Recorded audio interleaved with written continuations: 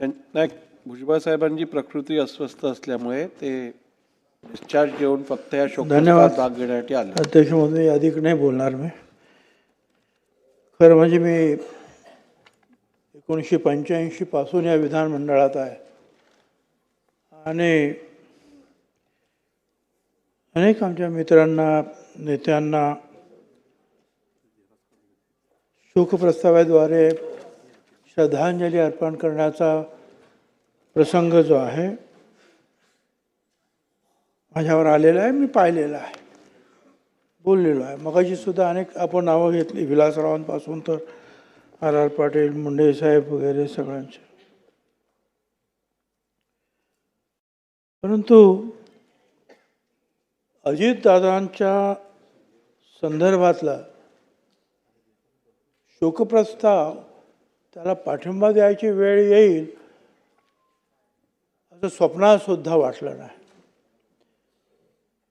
अजूनही वाटतंय की दादा इथेच, दादांचा कुठेतरी वावर आहे, कुठेतरी ऑफिसमध्ये बसले असेल, चर्चा सुरू असेल, कुठेतरी काम करत असतील. परंतु दुर्दैवानं जे आहे, खरं म्हणजे दुर्दैवी जेव्हा दुर्दैव हा शब्द जो आहे हा अजितदादांना अशा अर्थाने लागू होतो की लहानपणी त्यांचे वडिलांचं सुद्धा छत्र त्यांचं हरपलं.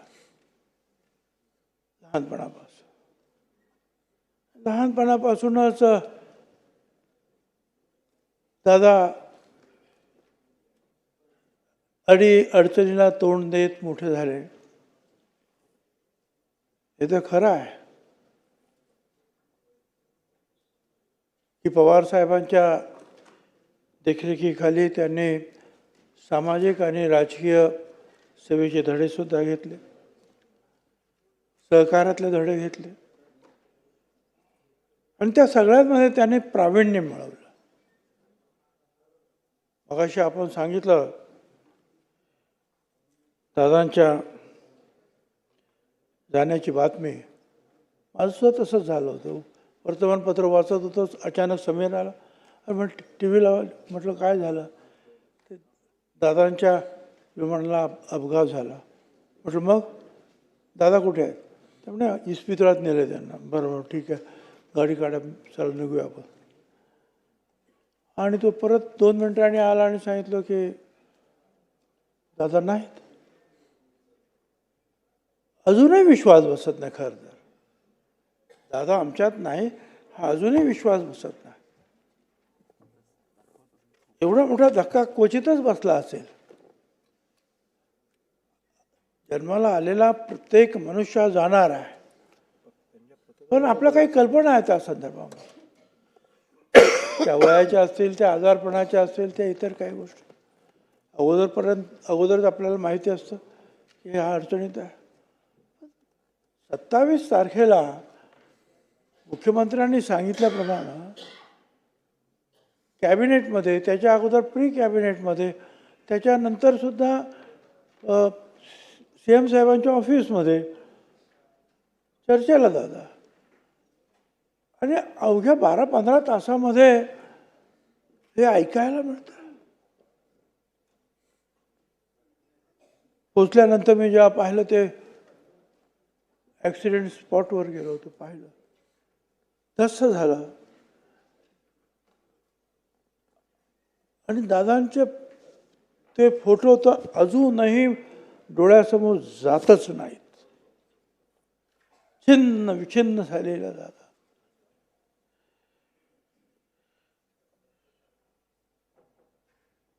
आणि म्हणूनच मी म्हटलं की जायचं प्रत्येकाची एक वेळ आहेच, पण अशा पद्धतीनं दादा जावा. लहानपणापासून अडचणीत सोसत मोठा झालेला. त्यांची माझी ओळख खरं म्हणजे पवार साहेब ज्या वेळेला संरक्षण मंत्री पदावरून परत आले मुख्यमंत्री म्हणून,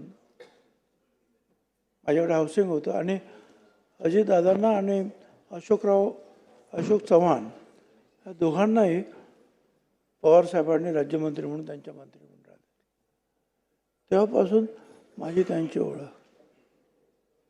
पण पवार साहेबांची जी कन्स्ट्रक्टिव्ह काम करण्याची जी पद्धती होती, लोक जोडण्याची पद्धती होती, ते त्यांची एवढी हातोटी त्यांना ती लाभली होती की भरपूर प्रवास करणं, लोकांशी बोलणं, लोक जोडणं.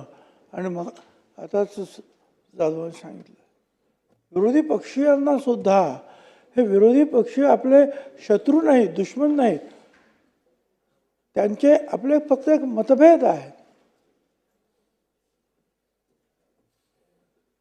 आणि ते मतभेद असू शकतात, ते एका घरात असू शकतात, एका पक्षात असू शकतात, तर राजकारणात का असू शकत नाही. पण ते आपले शत्रू नाहीत अशी भावना ठेवूनच दादा नेहमी वागले. आणि सगळ्यांनाच त्यांनी मदत केली, सगळ्यांना मदत केली. आमच्यावर तर आम्ही तर स्वप्नच पाहत होतो की दादा एक ना एक दिवस तरी महाराष्ट्राचे मुख्यमंत्री होते. राजकारणामध्ये काही घडू शकतं, होईल. आणि त्यासाठी पक्षाचे आमचे सगळे कार्यकर्ते सुद्धा, त्यांच्यासुद्धा मनात हीच भावना होती. पण अचानक दादा डाव मोडून गेला, सगळं सोडून गेला.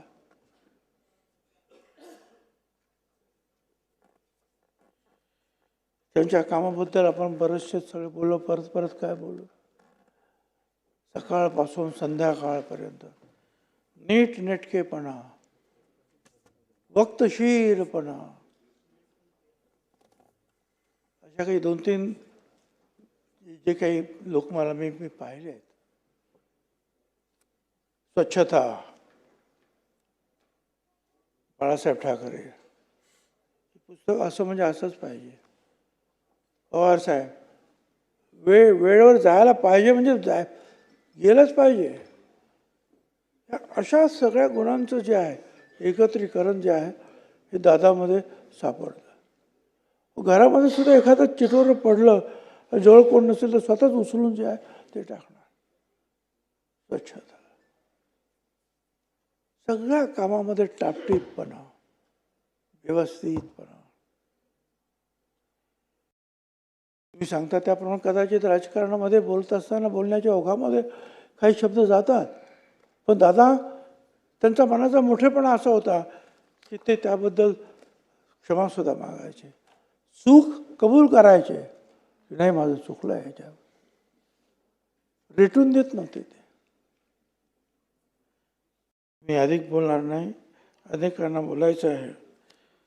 आणि त्यांच्या मुख्यमंत्र्यांनी तर जवळपास सगळंच त्यांच्या कामाचं वर्णन केलेलं आहे. पण एक आधारवड असतो, त्या आधारवडाखाली अनेक लोक उभे राहतात, सावली घेतात.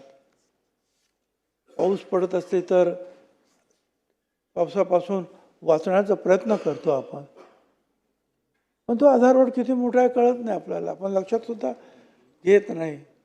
पण तो आधारवड ज्या वेळेला उन्मळून पडतो त्यावेळेला आपल्या लक्षात येतं, अरे ह्याच्या फांद्या किती, ह्याच्या मुळं किती, किती मोठा होता हा आधारवड.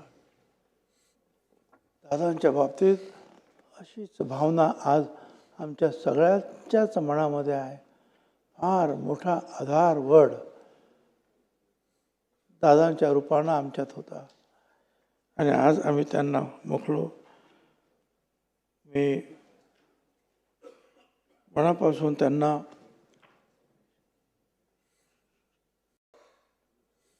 मुख्यमंत्र्यांनी जो शोक प्रस्ताव मांडला आहे त्याला मी पाठिंबा देतोय.